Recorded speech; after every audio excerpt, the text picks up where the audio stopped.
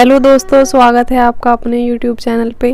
हम पढ़ा रहे थे इतिहास, उसमें हमारा ऋग्वेद हो चुका था। ऋग्वेद में 4 पॉइंट और हैं जो मुझे इम्पोर्टेंट लगे, जिसमें से एक है जो धर्मसूत्र है। ये एक बुक है जिसमें जातियों के बारे में दे रखा है। जातियों से मतलब हमारा जो पहले ऋग्वेद में जातियाँ व्यवसाय के आधार पे थी, लेकिन अब धर्म के उसके जन्म के आधार पर हो गई हैं।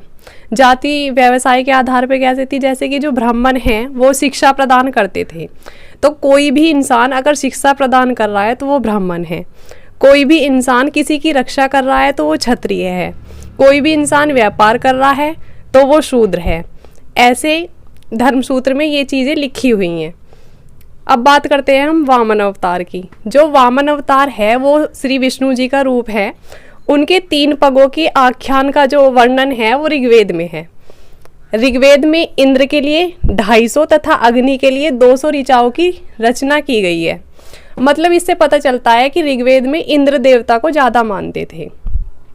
प्राचीन इतिहास के साधन के रूप में, या फिर ये कह सकते हैं कि वैदिक साहित्य में ऋग्वेद के बाद शतपथ ब्राह्मण का स्थान है। तब यजुर्वेद आएगा हमारा। अब बात करते हैं यजुर्वेद की।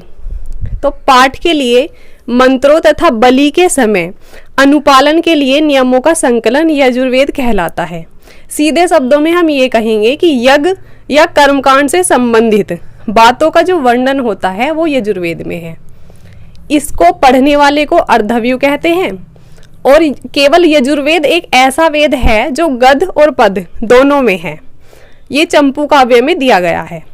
इसके जो उपवेद हैं वो धनुर्वेद हैं, और उपवेद के जो धनुर्वेद हैं इसके संकलनकर्ता विश्वामित्र हैं। ये हमारे यजुर्वेद की बात हुई। अब बात करेंगे हम सामवेद की। चलिए बात करते हैं।